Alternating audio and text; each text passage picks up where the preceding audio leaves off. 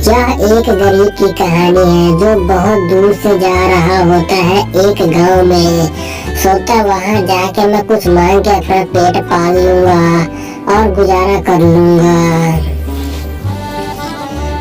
But जैसे ही पहुंचता है वो गांव में तो वो कहता है कि यार तुम लोग को और कोई काम नहीं है क्या? तुम लोग दिन भर भीख ही मांगते रहते हो। इतना अच्छा खासा शरीर है, मेरे से भी अच्छा शरीर है, फिर कहीं मजदूरी कर लिया करो ना, इस तरह क्यों मांगते हो? तभी वह कहता है कि मैं क्या मांगू और क्या खाऊं, जब मेरे पास कोई इल्म नहीं है, मैं कहाँ जाऊँ, किससे मांगू? मैं इसीलिए मैं आपके पास आया हूँ, आप मुझे जरूर कुछ मदद करें। मेरे भूखे पेट में कुछ दाना अन्न जाना चाहिए। तभी वह आती है उसकी घरवाली, कहती है तुम इतने देर से बाहर हो, क्या कर रहे हो?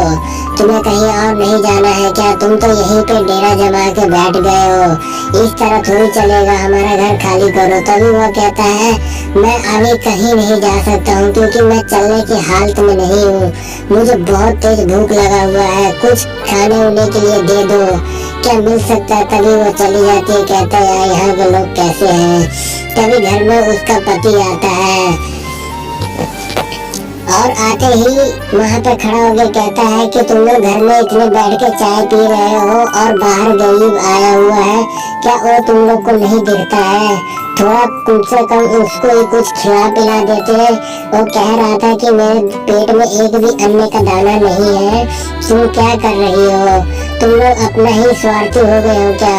कभी कभी दूसरे के बारे में भी सोच लिया करो कि हाँ अगले ने हमारे लिए भी ऊपर वाले ने कुछ सोचा होगा जब हम किसी के लिए सोचेंगे। पर तुम तो लोग तो ऐसे करने से राजी हो नहीं। तभी वह कहती है कि जब भगवान ने हमें हमारे सब्र का फल दिया है तो हम उनमें से किसी और को किस लिए दे?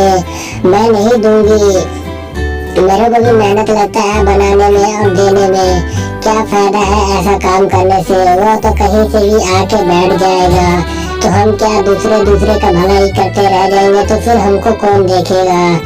क्या तुम्हारे को इतनी बात समझ में नहीं आती है? तभी देखो मेरे बेटे को भी रुला दिए इतने अच्छे डांट डूट के।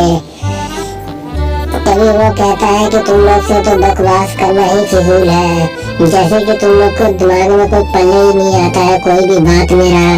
बाहर गरीब बैठा हुआ है, तुम लोग उसको देखने का अच्छा तुम लोग यहाँ पर बैठ के चाय पी रहे थे और ये कर रहे थे। अबे तू चुप हो जा, क्या फायदा इतना रो के? तभी उसका बेटा कहता है पापा तुम हमेशा हम लोग को डांटते ही रहते हो, बोलते ही रहते हो, कभी प्यार से बात कर लिया करो। क्या हम लोग आपकी औलाद नहीं है क्या कि जो तुम इस तरह से हमसे बात करते रहते हो? ये तो कोई अच्छी बात नहीं हुई। तभी वो उसका बाप कहता है कि ऐसी कोई बात नहीं है, बस मैं ये सोचता हूँ कि जिस तरह तुम अपने को देखते हो उसी तरह तुम दूसरे को भी देखा करो और उसके बारे में भी वही सोचा करो जो चीज तुम अपने बारे में सोचते हो। इस तरह स्वार्थी बन के जिंदगी नहीं गुजारा जा सकता है जिस तरह तुम लोग गुजारने की कोशिश कर रहे हो। तुम लोग से तो यार बात करना ही फिजूल है। मैं अभी जा रहा हूँ, हो सकता है तो बाद में लौटूं या ना लौटूं। तभी वो वहाँ से निकल जाता है। तभी वो जा रहा होता है। तभी उसका लड़का कहता है मम्मी क्या हुआ? पापा तो गुस्से में चले गए, पता नहीं शाम तक भी लौट के आएंगे कि नहीं। तभी उसकी माँ कुछ नहीं बोलती है या इधर से जा रहा होता है। सोचता है यार मेरे घर के कैसे कैसे लोग